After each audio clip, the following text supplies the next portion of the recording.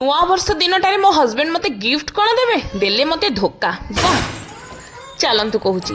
ନୂଆ ବର୍ଷ ଦିନ ସକାଳୁ ଗାଧେଇ ପାଧେଇ ଲିପଷ୍ଟିକ୍ ଲଗେଇ ସଜବାଜ ହେଇ ବାହାରି ପଡ଼ିଥିଲି ଏଇ ଆଶାରେ ଯେ ଏ ବର୍ଷ ପ୍ରତ୍ୟେକ ଦିନ ମୁଁ ନିଜକୁ ସଜେଇ ପ୍ରେଜେଣ୍ଟେବଲ୍ ରଖିବି ବୋଲି। ତା ସହିତ ଆପଣମାନଙ୍କୁ ନବବର୍ଷର ଶୁଭେଚ୍ଛା ଜଣାଇ ପ୍ରଣାମ କଲି।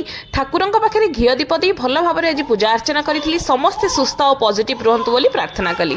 ହଜବେଣ୍ଡଙ୍କ ପାଇଁ ଚକୁଳି ପିଠା, ମଟର ତରକାରୀ, କ୍ଷୀରି ଏସବୁ ବନେଇଥିଲି। ତାଙ୍କୁ ବାଢ଼ି ଦେଲି କାହିଁକିନା ତାଙ୍କର ଅଫିସ୍ ଥିଲା, ସେ ଯିବେ ବୋଲି।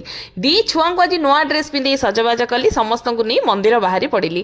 ଏଇଟା ହେଉଛି ବଲାଙ୍ଗୀର ଦୁର୍ଗା ମନ୍ଦିର। ମୁଁ ବହୁତ ଥର ବାଟରେ ଗଲାବେଳେ ଦେଖେ, କିନ୍ତୁ କେବେ ଆସିବାର ସୁଯୋଗ ମିଳିନଥିଲା। ଭୋଗ ଧରି ଗୋଟେ ଲମ୍ବା ଲାଇନରେ ଠିଆ ହେଲି। ଦୀର୍ଘ ଅଧଘଣ୍ଟା ପରେ ଫାଇନାଲି ମାଆଙ୍କର ଦର୍ଶନ ହେଲା। ଆଉ ସବୁଠୁ ଗୋଟେ ଜିନିଷ ବେଶୀ ଭଲ ଲାଗିଲା ଯେ ୟାଙ୍କ ପାଖକୁ ଆସିବା ପାଇଁ ମୋର କେବେଠାରୁ ଆଶା ଥିଲା, କିନ୍ତୁ ଏଇ ଆଶାଟା ମୋର ନୂଆ ବର୍ଷ ଦିନ ହିଁ ପୂରଣ ହେଲା। ଫାଇନାଲି ମାଆଙ୍କର ଦର୍ଶନ ମିଳିଲା।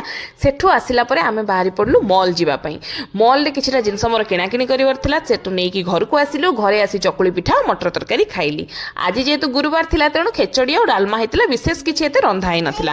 ପୁଅକୁ ଧରି ଛାତ ଉପରକୁ ଗଲି। ମୁଁ କହିଲି ବାବାରେ ଟିକେ ପାଠ ପଢ଼ିଦେ, ଏଇ ଆଶାରେ ଯେ ଏ ବର୍ଷ ପ୍ରତ୍ୟେକ ଦିନ କାଳେ ତୁ ପାଠ ପଢ଼ି ବସିବୁ ଗୋଟେ ଟାଇମ୍ରେ।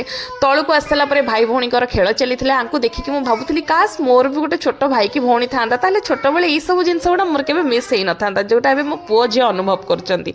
ଏବେ ଆସିଲା ମେନ୍ କଥା। ମୋ ହଜବେଣ୍ଡ ମୋତେ ଅଫିସରୁ ଫୋନ୍ କରି କହିଲେ ମାମାଲି ରେଡ଼ି ହେଇକି ଥିବୁ, ଯିବା ବାହାରିକି। ମୁଁ କହିଲି କ'ଣ ଦେଖୁନାହାନ୍ତି ମୋ ଏକ୍ସପ୍ରେସନ୍, ମୁଁ କେତେ ଖୁସି ଥିଲି। କିନ୍ତୁ ମୋତେ ଆଣି ଟପକେଇ ଦେଲେ କେଉଁଠି ନା ହାଟରେ। ମୁଁ କହିଲି ହେଁ, ମୁଁ କ'ଣ ଏଠି ପରିବା ବୋହିବା ପାଇଁ ଆସିଛି ବେଗ୍ ଧରିକି? ମୋତେ କହିଲେ ଆଉ ନୁହେଁ ତ କ'ଣ, ତୋର ଏଠି ହାଟରେ ବୁଲିବା ବି ହେଇଯିବ, ତା ସହିତ ନେଚର ଏନ୍ଜୟ କରିବୁ। ମାନେ ଓଭରାଲି କହିବାକୁ ଗଲେ ଠାକୁର ଦେଖାକୁ କଦଳୀ ବିକା। ମୁଁ ଘରକୁ ଆସି ଦେଖେ ତମ ମାମା ପିଠା ବନେଇଛି। ମୁଁ ମନେ ମନେ ଭାବିଲି ଚାଲ ସନ୍ଧ୍ୟାବେଳେ ତ ଧୋକା ଖାଇଥିଲି, ଏବେ ଆଟଲିଷ୍ଟ ଟିକେ ପିଠା ଖାଇକି ଶୋଇବି। ତ ଏମିତି ଥିଲା ମୋର ନୂଆ ବର୍ଷର ରାତି ଯାକେ କଥା।